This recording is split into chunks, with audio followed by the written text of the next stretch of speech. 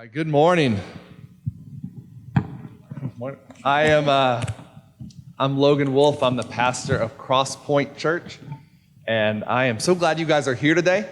And I am very excited to get to moderate our panel this morning. Every year, the panel discussion is one of the highlights for me, and I think you're really going to enjoy our topic today. Man, the topic is great. I'm sure many of you have a lot of examples in a variety of areas in your life of what not to do, how not to talk to your spouse, how not to handle your finances, how not to bathe a cat, but just having a bad example doesn't readily bring clarity on what you should do, what's the best thing to do. And so we've got some new friends here, and we're going to hear some experience, and then in our discussion, as we get into our questions, of what their faith leaders and what their faith communities did right. And so I do encourage you to take notes and jot down thoughts and reflections to take back to your own community. So real quick, I want to have, I guess I'll introduce everyone, and then they're going to take, just for background and context, they're going to take a few minutes each in turn and share their story. And then we've got some specific questions as that story began to come out in their faith community and how that was handled. So I don't think you're sitting in the order that they wrote it down, but that's all right here. I know at the end, so we have Cade Riding here at the end, joining us from First Baptist Church here in Salt Lake City. We have Diana Barton, where's right here next. Okay, so far, joining us from the Church of Jesus Christ of Latter-day Saints. Is it? Oh, it is. Okay, that's just backwards. Elizabeth Kurtz joining us from the Catholic Church, and then Jody Hanson also joining us from the Church of Jesus Christ of Latter-day Saints. No one's cheering for you ladies like they were for Cade, but I am. All right, very good. We can go in order, or does someone want to start? But I really just want to give each of you a few minutes to give us some background on your experience, and then we do have the questions you guys are aware of that we're going to talk through together. So, do one of you want us to kick it off? Sure. Okay.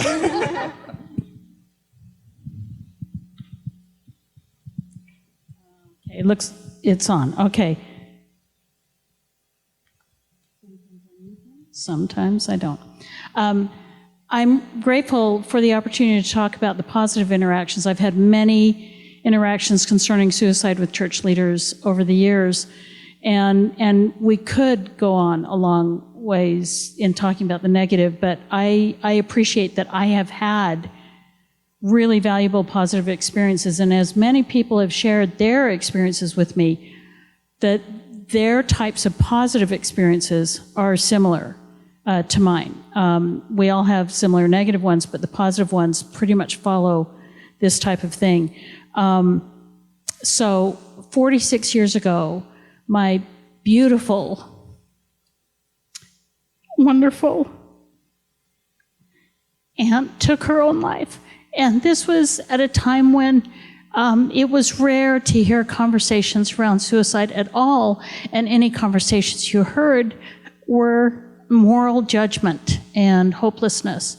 And what I really appreciated is a good friend of our family's, at the time, Marion D. Hanks, that I'm sure many of you know how kind and hopeful his messages always were. He spoke at her funeral for us, and what I really appreciate is his entire message was about love and hope, and it was very much along the lines of let not your heart be troubled, neither let it be afraid.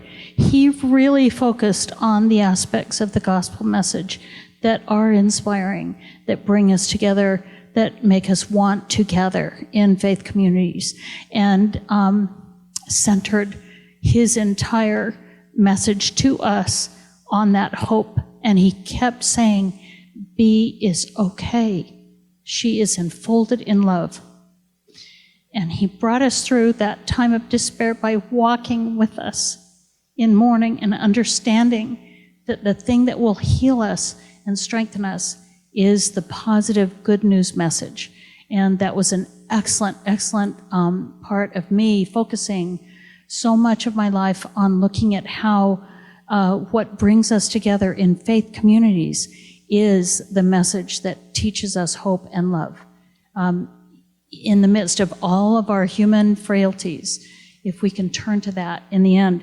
And then the other type of positive experience, as I have served with several work groups of the Utah Suicide Prevention Coalition, I am often interacting with faith leaders.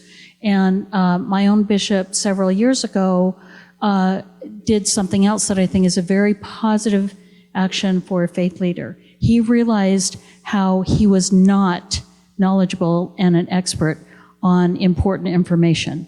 And he turned to resources that could provide more accurate information than his own experience. And I really appreciated that. He invited me to come and give a short presentation to the Ward Council about suicide prevention and how aspects of the gospel align completely, as we've just seen with Andrea Hood's excellent presentation. The core messages of faith communities, of religions, are that we are here to help each other and to bear each other up in difficult times, especially. And he let me present to the Ward Council, and from that, several of the Ward leaders had me then present to their organizations. And also follow through with inviting me to offer support and resources when there were suicide losses. And they themselves acknowledged that from their own understanding, they would have felt the need to do things that could have been damaging and increased despair. And that required a great amount of humility.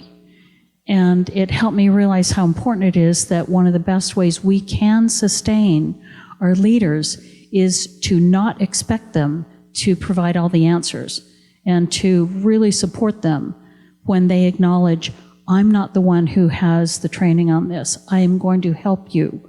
I am going to seek inspiration and information and help you get to those who have that. And I saw that a lot when my own husband was bishop. There were some people who really gave him a hard time if he wouldn't give them the answers.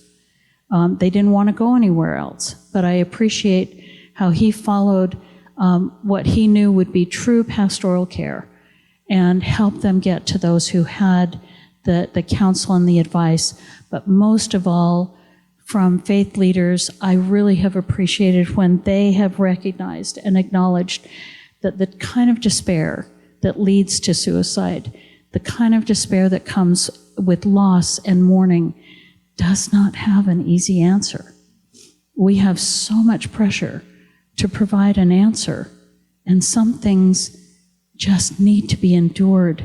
And if we can learn to walk together through them, and that's one of the best things faith leaders have done when they have helped us learn how to walk together through the dark times instead of coming up with an easy answer that will just tie it up in a nice bow and we can move on. That really is not what this despair is like, and I have really appreciated that when faith leaders have helped us and been that for us. Hi, I'm Elizabeth, as was said before, and I'm going to give you a little bit of background before I tell my recent story. I am what you would call a cradle Catholic. So anyone who doesn't know what that is, I was baptized as a baby and have been a member of the Catholic Church since that time, so 52 years now. My dad was a Catholic deacon, and he was also a chaplain for the West Valley and Salt Lake City Police Departments and the West Valley Fire Department. So all of that kind of goes a little bit into my background, as well as being a master of public health. I work in maternal services, but we deal with PSI Utah, which is postpartum support for our postpartum moms. So as I fell into this place in my life, I had a lot of background and experience, and yet having faith leaders and my faith has been instrumental in helping me get through everything. So in 2004, I found out I was pregnant with my little Caboose, who was 8 years younger than his older brother and 11 years younger than his sister. And he was a spitfire. My older two children, I didn't give them enough credit for how easy they were. He was going from the moment he was born. He was one of those kids I had to watch constantly. Definitely attention deficit, hyperactivity, impulsivity, all of those things. But he was also such a beautiful and joyful child. And he had a faith in God, certainly. His favorite prayer was the angel of God, and I think that's very appropriate for such a wild child, asking his guardian angel to help him as he went through his life. And as his mom, I prayed that frequently with him because I needed to. As an example, we one time found him crawled out the dog door naked on Creek Road waving at the traffic. That was the kind of child he was. And because of that, he struggled in school and was frequently in trouble, which I think led to a lot of his increased anxiety and depression issues. He was in therapy and was certainly under psychiatric care with medications. In 2020, we all experienced an endemic trauma, endemic grief, a situation that nobody anticipated. And working at the university hospital in a management position, I was under a lot of intense pressure. We didn't know what was going to happen. So I was told in early 2020 to pack a bag for 3 days, bedding, and an air mattress because we may be sleeping at the hospital and working outside of our scope of care. So as that was happening, I was also noticing definite increased anxiety and depression in my son. Our boss was very proactive in that she brought in a social worker. I think she was a social worker. And in one of our early management meetings during that time, we were asked, what is your biggest fear? So that we could process that. And I work with a very incredibly strong supportive group, and we were very open to what was our biggest fear and how we could get through it. When it came to me, I said, I'm afraid I'm not going to be able to keep my child alive through this pandemic. Which is what proved true. He was definitely feeling very overwhelmed. He was feeling a lot of different things. So the end of March, I did have him admitted to uni, which is now Huntsman Mental Health, but uni back then. And he spent a week up there. They redid all of his medication, and then he was discharged to the outpatient program where he spent 6 weeks, unfortunately virtual. It's not the best way to make communications and have connections. And so he went through all of that and was doing better. And one of the things during the pandemic my sisters and I started doing as an accident was, and as a joke, was dropping off baskets to our friends' houses. And so we would figure out, did they want wine? Did they want chocolate? What was it? And we would try to sneak up, but with doorbell cameras, it's hard, but that made it even funnier. So my son took that example as he discharged from the outpatient program and started putting together baskets for his friends, and we joked that he was really generous with my money. So we had baskets for all of his friends, and we would deliver them to their houses or to parks or wherever we could make it work. And by the summer, we were able to get him back in with his friends and with masks and meeting outside. These were very careful kids. And so he was able to have that. We were able to start him back into training because he was an exceptional athlete. He did jiu-jitsu and boxing. And as a mom, I never thought I'd have a kid who would think fighting was fun, but that was what he did. And so we made it through the summer, and he was anticipating school, very excited about that. And School started as a hybrid model. He was in 2 days, he was out 2 days, and Wednesdays were a flex day to catch up on everything. Virtual school with a child who has attention deficit is horrible as a parent. And so working full-time, all those pressures, and then all of that virtual schooling. So my heart goes out to every parent who has been in that. September happened, and then if we remember back, October, we started to see increases in the incidence of COVID, and it wasn't looking good. So on October 1st, my sisters and I took a very much needed girls' trip to Mesquite and spent that weekend together. I had made sure when I left that he was ready to move back to virtual school the following week, that he had all of his medication and that he was safe. We went on our little girls' trip, and by Saturday, I was very concerned. I had a text from 2 of his friends saying that I needed to check on him. So I called my, at the time, husband and told him he needed to check on our son. And a little bit later, Keegan called me back and he said, typical kid, "I'm fine, Mom, leave me alone." And so I just continued to pray that he was okay and didn't tell anyone what was going on, that I was concerned. When we got home on Sunday, he was actually in a great mood. He was awesome and his typical self. Monday morning is when I discovered that he had not taken his medication the whole time I was out of town. And it was because it was causing a lot of nausea, and we were in the process of looking at new medications, but we hadn't gotten the follow-up call on that. So Monday, I was very cautious at work, making sure he was okay.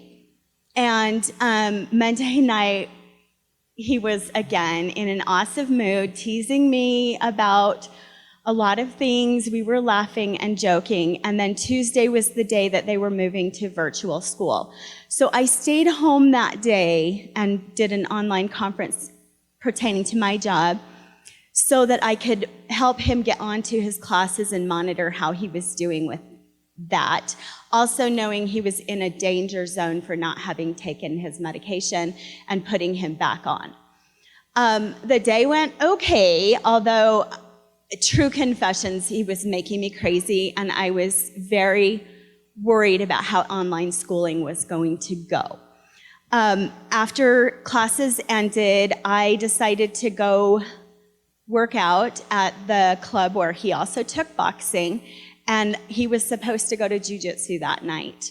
I reminded him that his gi was ready and where his rash gear was, and I told him I would be heading out and I would be back.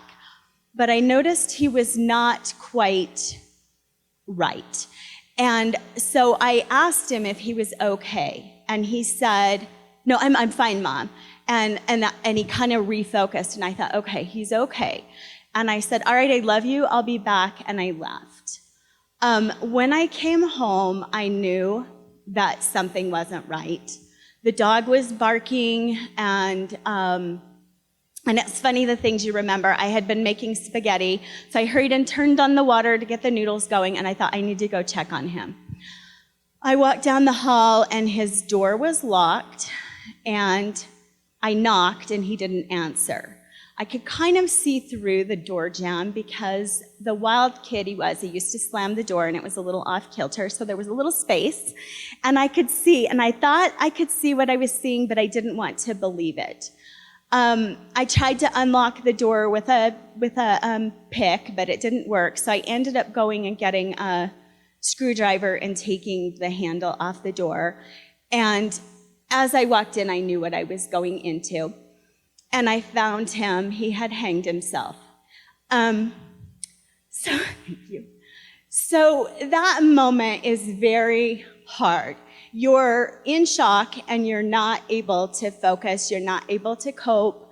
you don't know what's happening. I'm in healthcare, so I'm also used to operating in an emergency, which is what I did. I called the police. I did scream, and my ex-husband did come in to see what had happened. He was in the next room and helped me to get him down.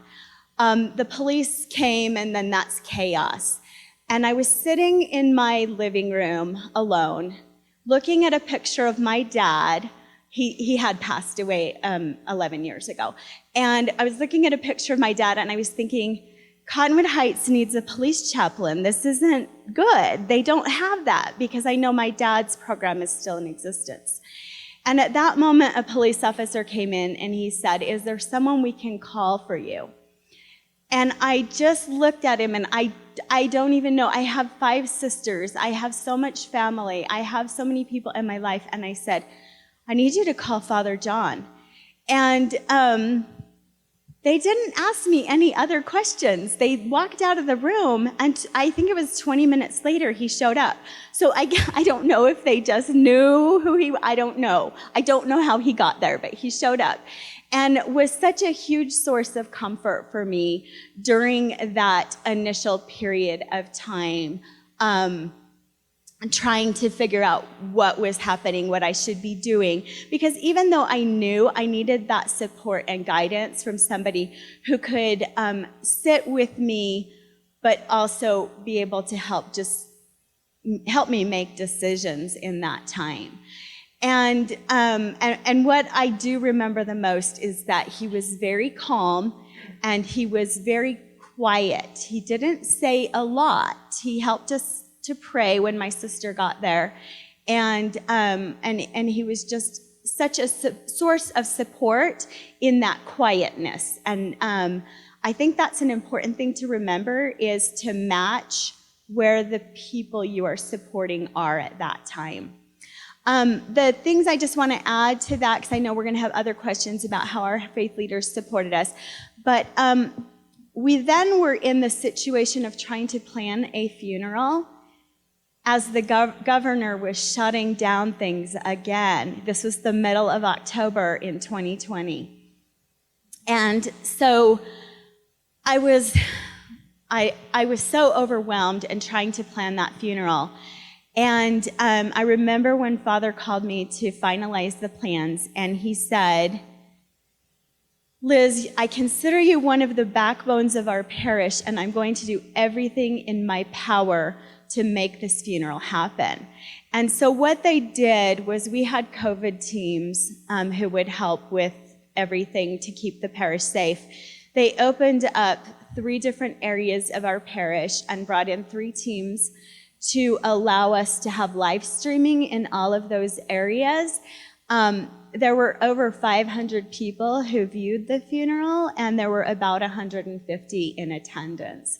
So it did end up not being the funeral I would have had, but it ended up being a beautiful experience for us and for everyone who needed to have that support. Since that time, I have certainly been very involved in my parish. Carol's in the back, she can verify that. I'm very involved in my parish and thankful to everyone who helped me through that time and still helps me through. One thing I didn't anticipate was the 14 friends who my son left behind. And their need for me to still be a source of strength for them.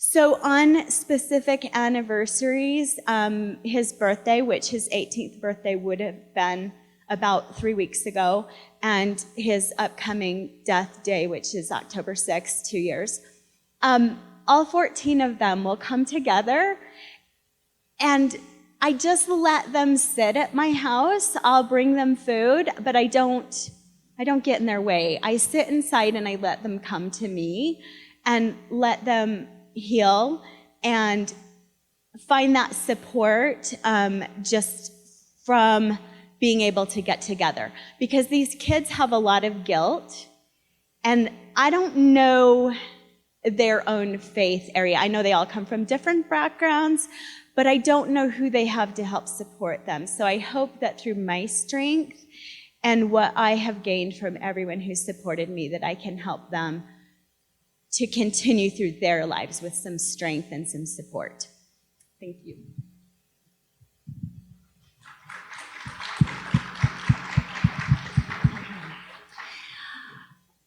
My experience with suicide actually first occurred 20 years ago. And I say first experience because I've lost 2 loved ones to suicide. And just to give you a brief little background, I grew up in Colorado and went to school at Brigham Young University, where I met my former husband. And while we were there, had just a wonderful leadership experiences with leadership and whatnot, both himself and myself. And he seemed like just the most incredible individual that I wanted to spend the rest of my life and even eternity with. And after we got married, we were living in Boston, and we both worked at Bain & Company, the consulting firm, and had great associations with a lot of amazing people. Mitt Romney was our stake president at the time, and it's when the Celtics were doing really well also, which was fun. And we just so enjoyed our time there. And then he got accepted to Harvard Business School. So this just shows you the caliber of individual that I had married. And I thought we had a really bright future ahead of us. And but it was interesting because little did I know when we got married, he had several addictions. And they became more and more apparent. And when I came home, this was his second year of business school, and we had a 1-year-old, and he said, I need to visit with you. And I said, okay, and I plopped down on the couch, and he said, I'm addicted to pornography, I'm addicted to NyQuil, I'm addicted to gambling, and I've had 2 affairs. And I looked at him in shock, and he said, what are you going to do? And I said to him, well, do you love me? He said, I love you. And I said, well, I love you. And we have a beautiful child in the other room. And we have, we can have a bright future together. We've made covenants together in very sacred places. You need help. Do you want help? And he said, yeah, I do. I want help. I said, okay, then let's get you help. But you're sleeping on the couch for the next little while. And so, we worked together, and he was open to that help. And he did better for a time. And then child number 2 came along. And then we moved from Boston. He had some job opportunities post-business school and out west closer to our families. And so ultimately, we were in San Diego and then Utah, but unfortunately, those demons, they tended to come back. And I could tell things were not right. And but we tried desperately. We got him into some treatment centers, and after we moved to Utah, and ultimately, we were it was an outpatient center in Salt Lake. We live in Kaysville. And on my way out there once, I was listening to the beautiful music of Les Mis. And there's a song that Fontaine was singing, how life has killed the dream I dreamed. And that resonated with me. And ultimately, my former husband, Scott, he had a hard time acquiring his addictions to over-the-counter meds became prescription drugs. And that ultimately was what led to his demise. His mental and emotional well-being was just, it's just so fragile. He got to the point where I realized that we couldn't go on this way. And so I said, you have a choice to make. You need to choose your addictions, you need to choose your family. And he had spent time, a couple of stints at Davis County Jail and also out at the Point of the Mountain for forging prescriptions. And he could not do it. He wanted to so desperately, but he could not do it. And so his choice was made. And so there was a divorce with our 2 young children. Not long after that, I met my husband, Brian, and we courted, and I was remarried. And Brian has been so remarkable in this journey with us. When we got married, he said, I want you to know that there will be no steps in this family as far as children are concerned. The only steps are the ones that go up and down. A line from Brady Bunch, I later learned.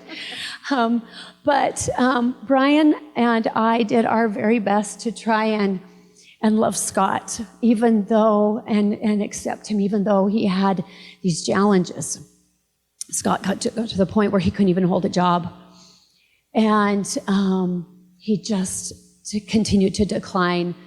Well, our family grew, and it got to the point where it was really hard, and it wasn't safe for our children to be with Scott. And this is when they were about 8 and 10 years old. And so we said to him, Scott, look, you need these kids need you. So how about if we do this? Instead of the kids going every other weekend and going to dinner, and sometimes he would show up, sometimes he wouldn't. How about if you would just know that you're welcome in our home anytime? And so he did. He came, and there were times when Brian, bless his heart, would come home from work and Scott would be there. And he would be helping kids with homework. We'd invite him for dinner to stay. And he would go to ball games with us. And so as a result, all of our kids called Brian Dad, and Scott became Daddy Scott to every one of them. Well, there was a time when Scott came over on a Saturday, and we knew he wasn't doing well, and we could tell he was coming to say goodbye to the kids. And so ultimately what we did was we sat down with him, and we asked him point blank. We said, do you have plans to take your life? And he said, I do. And we said, stay with us. So he stayed with us for that day. And the day went by, and then it came to evening, and we couldn't let him leave. We just couldn't. And finally, Brian said, you go to sleep, you go to bed, I'll stay with him. Brian went with him at 2 a.m. that night and helped check him in. And he got some help for a time, but ultimately, it was just too much. And then about 1.5 years later, after there was one suicide attempt in between those 2 times, Scott had gotten into trouble going into a neighbor's home and got caught going through their medicine cabinets. So he had time that he was going to be spending at Davis County Jail again. And he said to us at a baseball game of our oldest son, he said, I don't think I can do this. I don't think I can get through this one more time. We said, you can do this. We're here. These kids need you, and you can do this. Well, we got word not long after that, in the middle of the night, that he had taken his life. And that was a hard morning. That was a Sunday morning, and we got a phone call from his mother, and she shared the news, the tragic news with us. And when we told the kids that morning that their dad had passed, we said, you guys, you know what? We loved him for who he was, and we didn't hate him for what he wasn't. No regrets. And then I told the kids, after we talked for a time and we did our best to comfort one another, I said, Jeremy and Katie, who were 11 and 14 at the time, I said, I want you to make a decision right here and now. Are you going to use the things that have happened to you in your life, the experiences that you've had, are you going to use those things to define you as a victim? Or are you going to use these experiences to help you to be a more empathetic individual and to be able to help others walk through really difficult times in their life? He said, you don't have to tell me right now the decision that you're making, but I want you to choose right here and now how you are going to go forward. We had, a lot of difficult times after that, but that morning we called our bishop and we told him, and he responded in such a beautiful way. One of the first things he did was he asked, basically, it wasn't these exact words, but how can I show up for you? What do you need from me? And I said, we need our space right now. Please tell our congregation, please tell our ward that please share with them the news. It's okay, we want them to know. We don't feel ashamed for this. It's important for them to know. But please just encourage them to give us some time. And he did, he respected that, and they respected that. And then he did ask, he said, how do you need me? And we said, we would love to have you come this afternoon. We just need a little bit of time. And he did. And it was wonderful because we had individuals that ultimately would come and field phone calls. And this was 20 years ago. This is before people did a lot of texting. Okay. But ultimately, that was his way of knowing how to best serve us and minister to us, was to check in with us. What do you need? How can I show up for you? And that was such a blessing because it helped me know that, as faith leaders, we can't fix people's problems. It's not our place to fix people's problems, but we can let them know that they are not alone, and we will walk with them as they go through these difficult times. Also, as a faith leader, it's not our place to heal them. They have to heal on their own. There are tools that we've been given. There are priesthood blessings that can be given with opportunities for increased help, divine help. But as a faith leader, it's not our place to do the healing for them.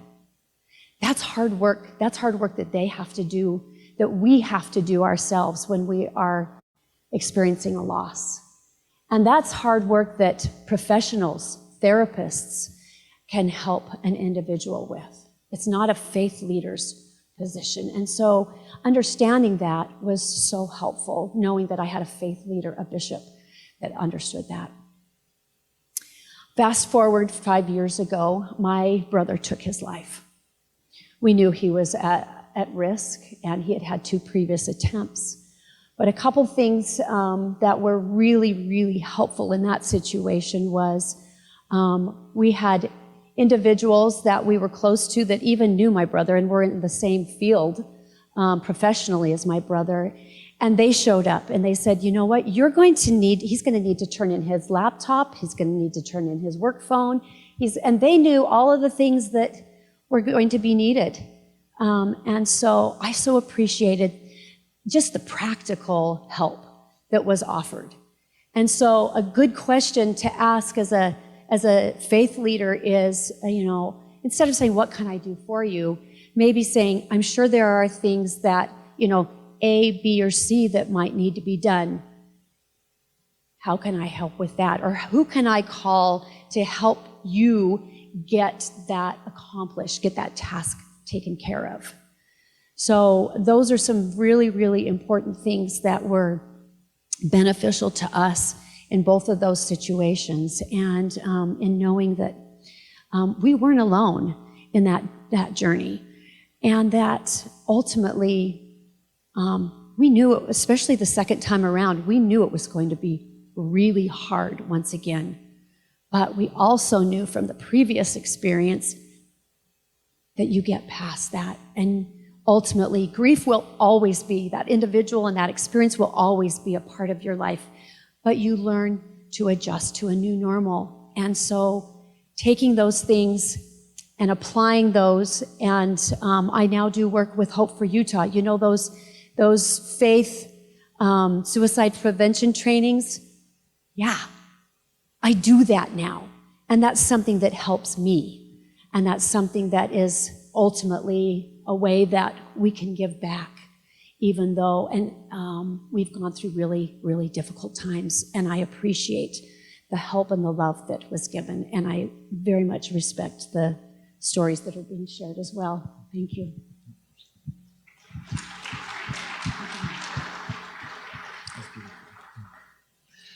So my name's Cade, and to better, I guess, paint a picture of my story, we have to go to my family. I grew up in Bountiful, Utah, and my mother and stepfather were the primary caretakers of me, and they were predominantly LDS.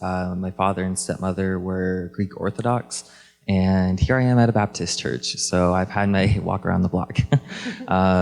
But growing up, at the ripe old age of 14, I came to the realization that women really weren't on my agenda. So I came out to my parents, and my stepfather, I would say, was a very radically religious person. He himself identified as bisexual and believed that it was definitely a choice in that manner, and it definitely started to draw a rift between me and my parents. I wasn't a person that, well, I didn't want to be around that, I guess to say. My mother then took that as a sign of depression, so she got me into some antidepressants. And one thing led to another, and these antidepressants just started not working, and they started doing the complete opposite of what they were supposed to do. And at one point, since I was being forced to take those daily, I had a breaking point and ended in the ER. I had taken a small handful of pills, not to kill myself, but to get a change, to feel something different than just sadness. And while I was in the ER, the member of the First Baptist Church, my stepfather's cousin, had heard about my story, and he himself is an openly gay man, and came to my rescue. He knew my stepfather was very assertive and a very not open-minded person, and had convinced my parents to allow me to go to a different church so that way he wouldn't have to usurp his own religious views over me rather than what I wanted to believe in. And from that day forward, I started going to the Baptist church, and yeah. And just a few months after starting, I'll admit, like, I did not have the greatest time or the easiest time making friends, or like even close friends at that. And so being gay and in my youth, I had a very hard time trying to find someone to relate to, someone to talk to about it, someone that just like understood or would want to listen. And I became very close to my best friend. His name is Stockton, and he was the first true friend I guess I ever had. We just started hanging out. I've known him for years prior, but something just clicked that year. Like, we just hit it off, and it was my first like platonic, true best friendship. We did everything together, and his home became my safe zone. I go over to his mother's house continuously, daily, or monthly, I meant. And as the months progressed, I come to realize that he did struggle with a couple of addictions.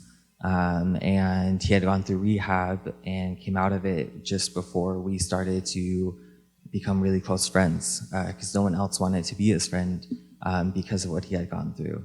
And we were planning out our whole summer and the whole next year together. It was just towards the end of our junior year, so we were like, senior year, like, we're going to do all this together. We went to Pride together in June of 2016 and had a great time. And just a few days afterwards, he got into a fight with his father. and his father was not supportive of him and said some pretty terrible things. And on June 27th, I got the call that,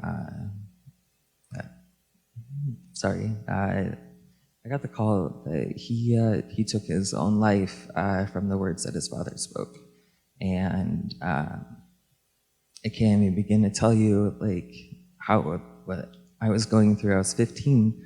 I didn't know I had no one to talk to. My parents didn't really care at the time just because they just saw him as a bad influence. I had no therapist, I had no friends, I had nothing, and it was just me. And I was so young, I couldn't even begin to feel what had just happened. My whole happiness, the first person ever understood me, was gone. And a couple weeks after his funeral was Camp Utaba.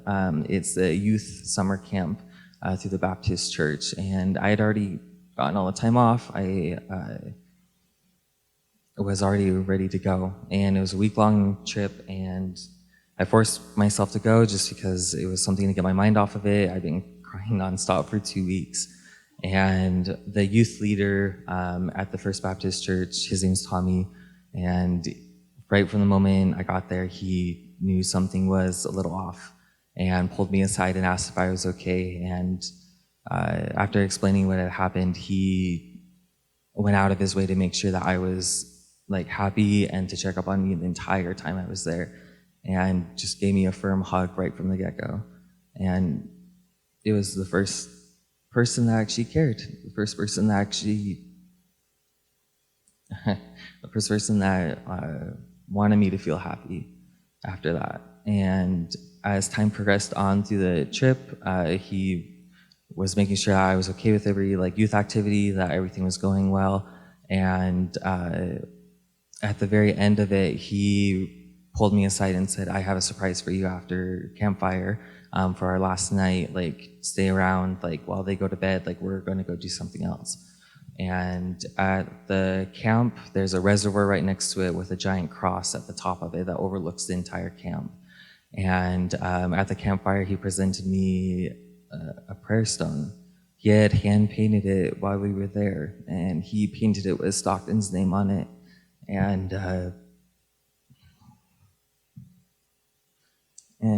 said that he wanted to give me a send-off, a prayer for him.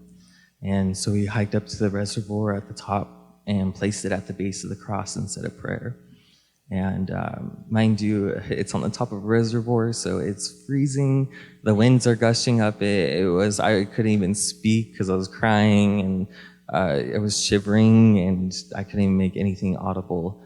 And so he said the prayer for me, and I can't explain what happened other than the wind stopped, and my whole body got flooded with the warmest feeling I've ever felt in my entire life. And I just started hysterically laughing right after crying my eyes out, and it was a little weird. But from that day forward, I would say before that I wasn't very religious. I didn't have much faith, but just someone that cared and someone that pushed that forward. Like I'm agnostic. Like I believe in God, and I knew that He was reaching out to tell me that Stockton was okay. And from this day forward, I try to live in His image and stand for Him, and I help anyone that I can. And yeah, that's kind of my story.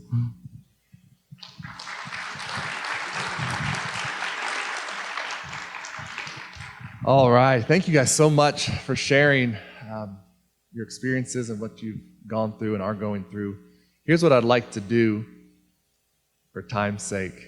I want to kind of pull out some pieces that you guys all touched on. And so I'm going to shuffle some of these questions and condense some of them.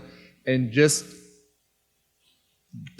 I just want you to synthesize basically just your experience. So I'm going to ask some questions and just give me some of the highlights. Speak to this question specifically and clearly, because I want people to have now they've got this context and they're feeling the emotion and they're hearing your story, but I want them to have the takeaways, the things you saw or see as you look back. And so if that makes sense to you, you don't have to answer every question, but everyone is welcome to, and we'll just take it whoever wants to start first. So what is just one thing, possibly among many, just one thing that made you feel comfortable to open up to or seek help from your faith leader or faith community at that point? Just one thing you saw there.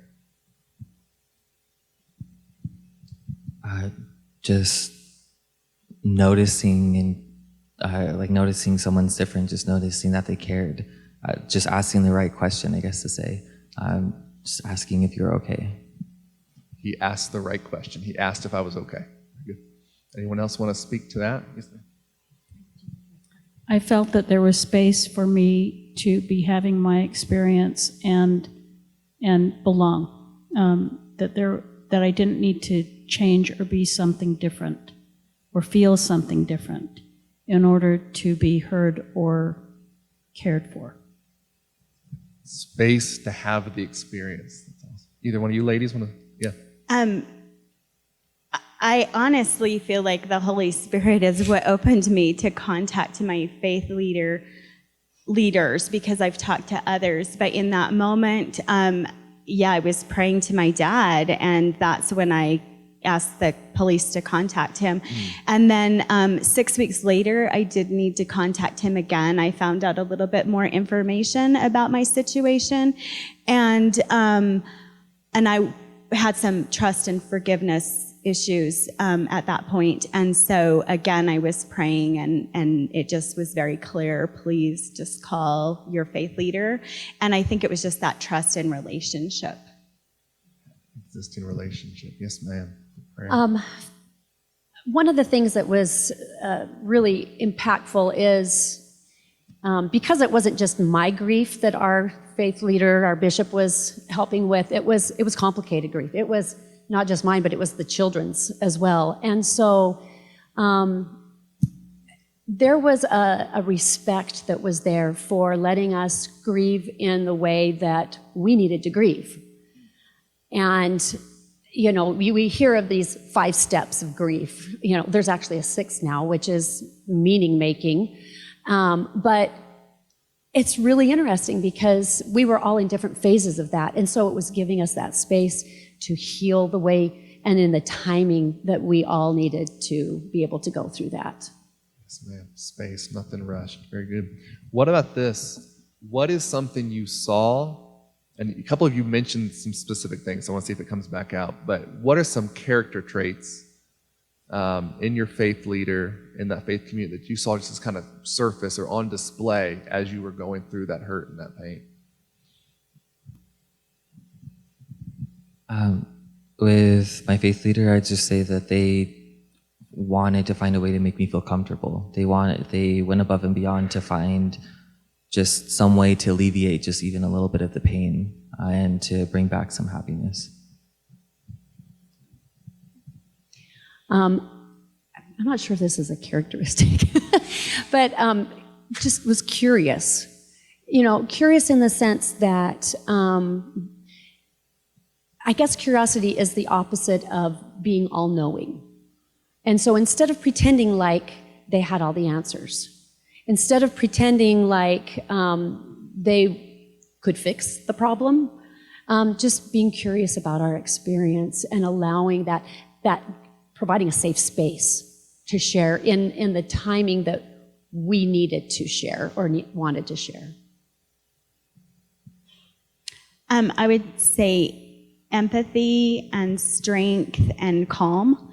My dad, as I mentioned, was a police chaplain, which is a very challenging job, and I learned a lot from him. And it just was a very similar experience. So even though I did not have him, I could still have that strength and calm.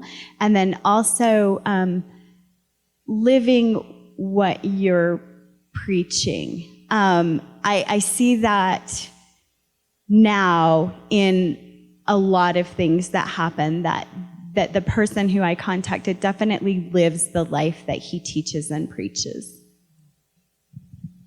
Yeah, along the same lines, humility and love, and being willing to see that they did not have to be all things in this place, that they could kind of be a space and a conduit for me to feel the guidance and the love from God, and that they didn't have to tell me how to feel it.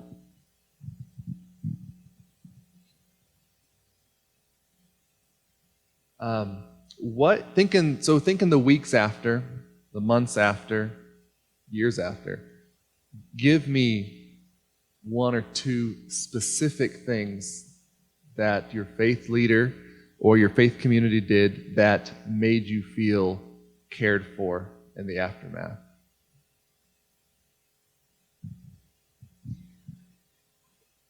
One of the things that was really meaningful was when members of the faith community or our my faith leader, our bishop, would tell us experiences that they had with our loved ones that we had lost, things that they admired about that individual, things that were impactful, positive ways that loved one that I'd lost, either my former husband or my brother, things that were ways that they had added value to life. And so that made it feel like that took some of the shame, I guess, out of it as well. Because, we all make decisions in life that we regret sometimes, but yet there's just so much value that we sometimes overlook in what we give to others or what others give to us. So as I mentioned, we were in the middle of a huge shutdown of a pandemic when I was going through this situation. A friend of mine from my parish, she had lost a child when her daughter was 2. She came to my house and I went outside and she just hugged me. Like everyone was afraid to hug at that time, which is the thing that you need the most. And it was just, we didn't worry about getting sick, this dumb virus. And I say that as a public health person.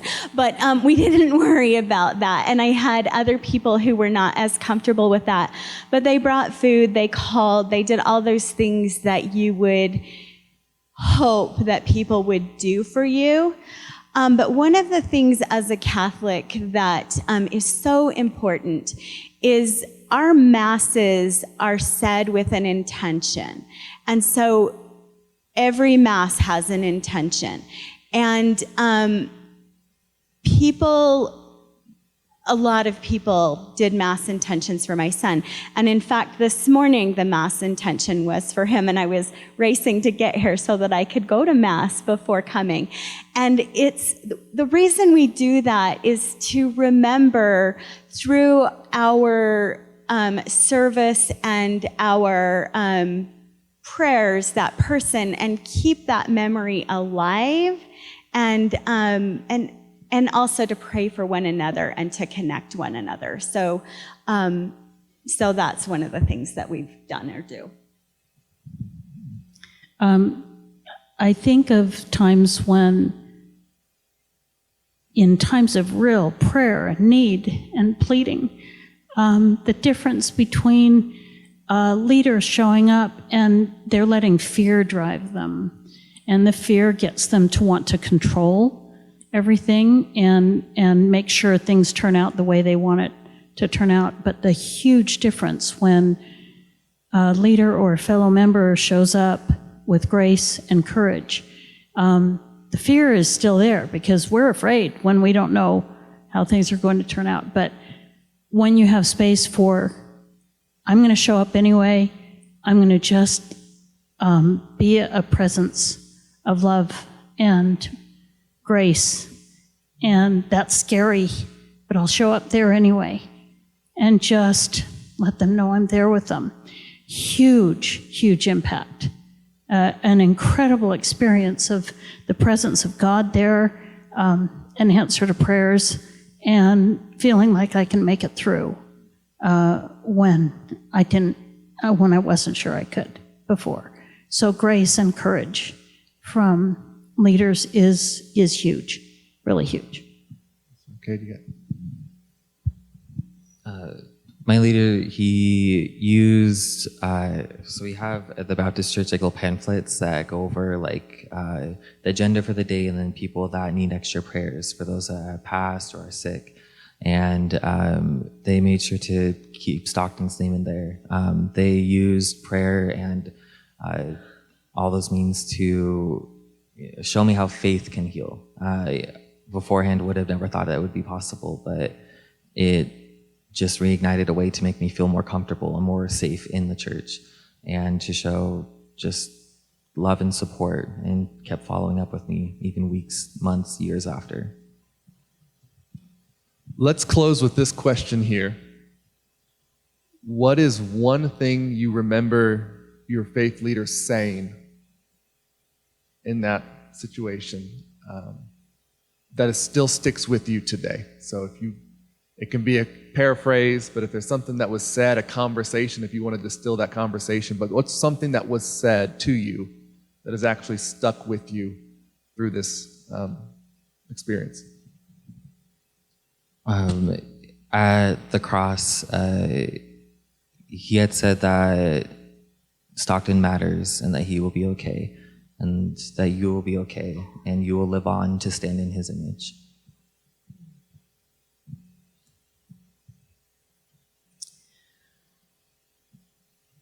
Some of the counsel that was given, Elder Kyle McKay spoke at Scott's funeral, and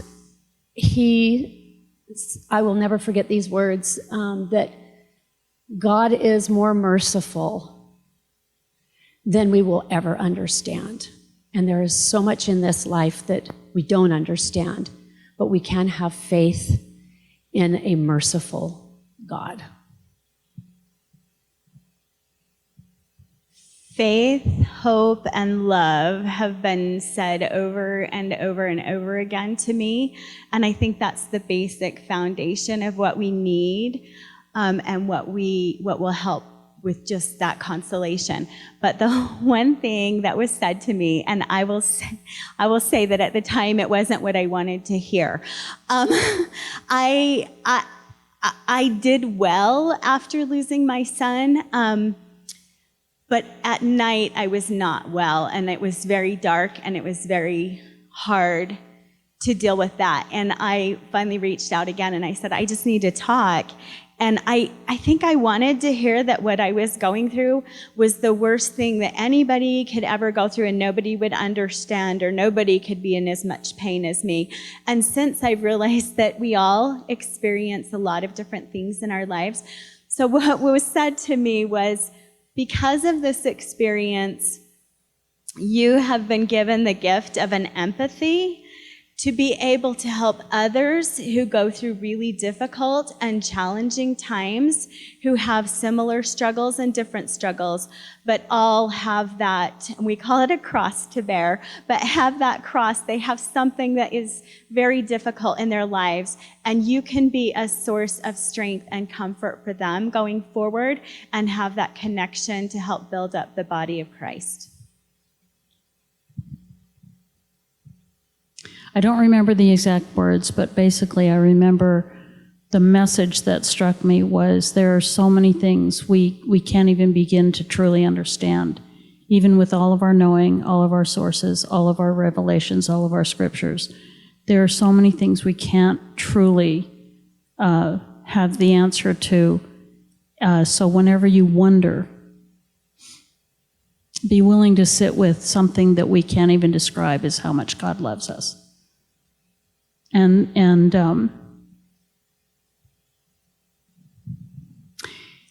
when you come to those times when you feel some kind of wondering how or why, help each other turn to sitting with not even being able to describe how much God loves us, and help each other through that way. Ladies and gentlemen, let's thank our panel one more time for sharing with us. Thank you guys so much for sharing. We're going to go ahead and transition. Travis is going to come here, ladies and gentlemen.